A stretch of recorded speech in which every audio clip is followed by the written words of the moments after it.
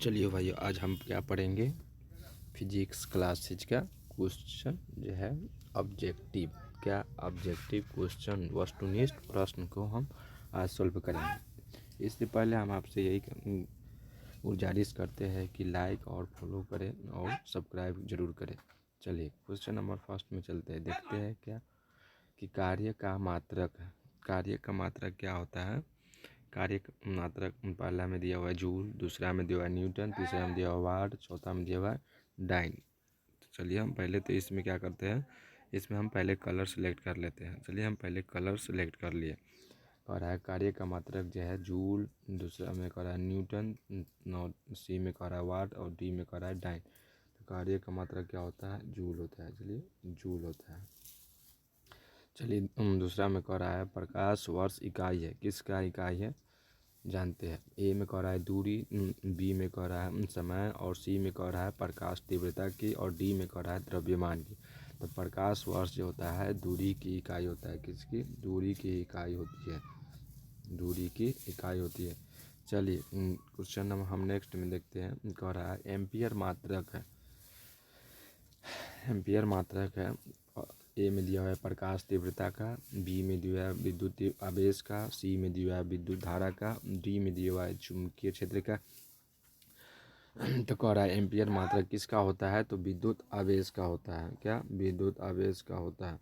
चलिए अगला में देखते हैं। कह रहा है निम्नलिखित में से समय का मात्रक नहीं है। तो कौन समय का मात्रक नहीं है? पहला ए में दिया हुआ है अधिवर्ष, बी में दिया है प्रकाश वर्ष और सी में दिया हुआ है चंद्रमा। तो इसमें और डी में दिया हुआ है इनमें से, डी में दिया हुआ है कि इनमें से कोई नहीं। तो क्या होता है, पहला में है अधिवर्ष, बी में ए में है अधिवर्ष, बी में है प्रकाश वर्ष। तो इसका क्या हो जाएगा, समय का मात्रक क्या नहीं होता है, प्रकाश वर्ष जो है समय का मात्रक नहीं होता है। चलिए क्वेश्चन नंबर हम नेक्स्ट देखेंगे। कह रहा है पार्सेक इकाई है। किसकी इकाई है, तो पार्सेक जो है पहला में दिया हुआ है ए में दिया हुआ है दूरी की, बी में दिया हुआ है समय की, सी में दी हुई प्रकाश की चमक की और डी में दी हुई है चुंबकीय बल की। तो क्या होता है, पार्सेक जो होती है क्या होती है, दूरी की इकाई की होती है। क्या? दूरी की इकाई की होती है। नेक्स्ट में देखेंगे। कह रहा है ल्यूमन किसका मात्रक है। ल्यूमन जो है ए में दिया हुआ है ज्योति तीव्रता का, बी में दिया हुआ ज्योति फ्लक्स का और सी में दिया हुआ ए बी दोनों का और डी में दिया हुआ इनमें से कोई नहीं। तो ल्यूमन जो होता है ज्योति फ्लक्स का होता है। क्या? ज्योति फ्लक्स का होता है।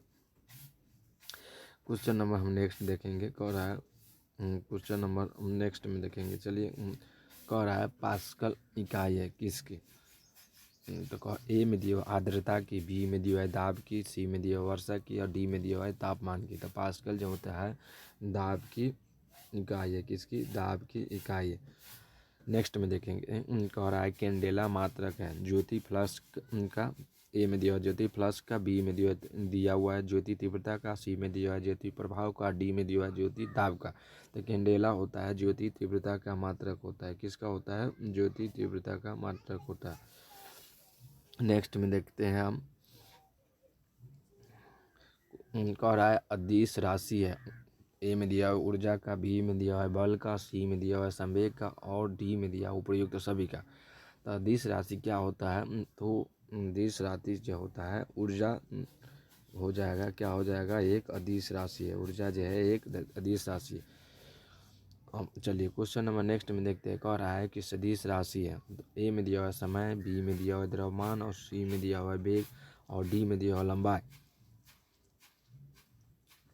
तो इसका क्या हो जाएगा, तो सदिश राशि क्या होता है, वेग होता है। चलिए क्वेश्चन नंबर नेक्स्ट में देखते हैं। कह रहा है क्वेश्चन नेक्स्ट में कह रहा है पदार्थ के संवेग और वेग के अनुपात में कौन सी भौतिक राशि प्राप्त की जाती है।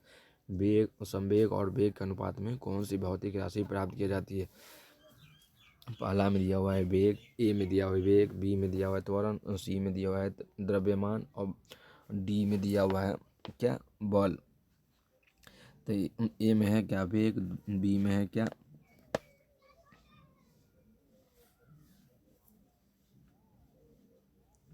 बी में है त्वरण और सी में क्या है द्रव्यमान। तो इसका क्या होगा, वेग और संवेग और वेग के अनुपात की भौतिक राशि क्या होती है, तो उसका होता है द्रव्यमान होता है। क्या द्रव्यमान होता है। चलिए क्वेश्चन नंबर नेक्स्ट देखेंगे। शून्य में स्वतंत्र रूप से गिरने वाली वस्तु की यह होते हैं, शून्य में स्वतंत्र रूप से गिरने वाली वस्तुओं की करा ए में समान गति होती है, बी में करा समान वेग होती है, सी में करा समान त्वरण होती है और डी में करा समान बल होती है। तो गिरने वाली वस्तुओं में क्या होती है, समान त्वरण होती है। क्या होती है, समान त्वरण होती है। चलिए क्वेश्चन नंबर नेक्स्ट देखते हैं। इसमें कह रहा है बल का गुणनफल। जो ए में दिया है द्रव्यमान और वेग होता है, बी में दिया है द्रव्यमान और त्वरण का होता है और सी में दिया है भारत और त्वरण का होता है, भार और त्वरण का होता है और डी में दिया हुआ है भार और वेग का होता है।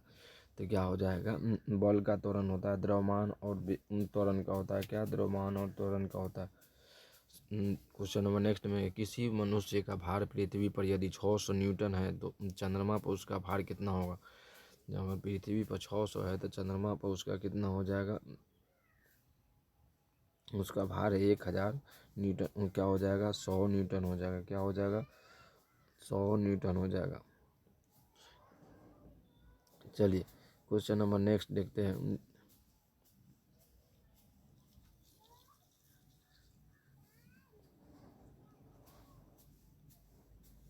क्वेश्चन नंबर नेक्स्ट में देखेंगे, कह रहा है पृथ्वी की सतह पर किसी का भार 29.4 न्यूटन है तो उसका द्रव्यमान कितना होगा। द्रव्यमान पृथ्वी पर सेम ही होता है, इसलिए क्या होगा 29.4 किग्रा ही होगा। ए में दिया हुआ है 2 किग्रा, बी में दिया हुआ है 3 किग्रा और सी में दिया हुआ है 4 किग्रा और डी में दिया 29.4 किग्रा। तो इसका आंसर होगा 29.4 किग्रा। चलिए नेक्स्ट में दिया हुआ है 1 किलोग्राम राशि का वजन है। ए में दिया है 1 न्यूटन, बी में दिया हुआ है 10 न्यूटन और सी में दिया 9.8 न्यूटन और डी में दिया है 9 न्यूटन। तो इसका जो होता है 1 किलोग्राम राशि का वजन होता है 9.8 न्यूटन होगा। क्या होगा, 9.8 न्यूटन होगा।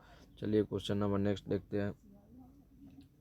कह रहा है वस्तु की मात्रा बदलने पर अपरिवर्तित रहेगा। वस्तु की मात्रा बदलने पर आयतन, भार, द्रव्यमान और घनत्व। ए में दिया है आयतन, बी में दिया है भार, सी में दिया है द्रव्यमान और डी में दिया है घनत्व। जिसका क्या नहीं बदलता है, तो इसका द्रव्यमान नहीं बदलता। चलिए क्वेश्चन नेक्स्ट में देखते हैं। निम्नलिखित में से किसमें गतिज ऊर्जा नहीं है। कह रहा है ए में दिया हुआ है चली हुई गोली में, बी में बोल रहा है बहता हुआ पानी में और सी में कह रहा है चलता हुआ हथौड़ा में और डी में दिया हुआ खिंचा हुआ धनुष में। तो गतिज ऊर्जा जो होता है खिंचा हुआ धनुष में नहीं होता है। चलिए क्वेश्चन नंबर नेक्स्ट में देखते हैं। कह रहा है जब एक वस्तु की गति को दुगुनी हो जाती है तो उसकी गतिज ऊर्जा कितनी गुनी हो जाएगी। तो ए में दिया हुआ है दुगुनी हो जाएगी, बी में दिया हुआ है चौगुनी हो जाएगी, सी में दिया हुआ है समान रहती है और डी में दिया हुआ है 3 गुनी बढ़ जाएगी। तो क्या होती है, एक वस्तु को दुगुनी होगी तो गतिज ऊर्जा क्या होगी, चौगुनी हो जाएगी। क्या होगी, चौगुनी हो जाएगी। चलिए क्वेश्चन नंबर नेक्स्ट में देखते हैं। ध्वनि की चाल अधिकतम होती है। और ए में दिया हुआ है वायु में, बी में दिया हुआ है निर्वात में, सी में दिया हुआ है जल में और डी में दिया हुआ है इस्पात में। तो सबसे बेसी ध्वनि की चाल किस में होती है, तो ध्वनि की चाल सबसे बेसी निर्वात में होती है। किस में होती है, निर्वात में होती है। चलिए क्वेश्चन नंबर नेक्स्ट देखते हैं। चलिए आज के लिए इतना ही क्वेश्चन है। जय हिंद, जय भारत।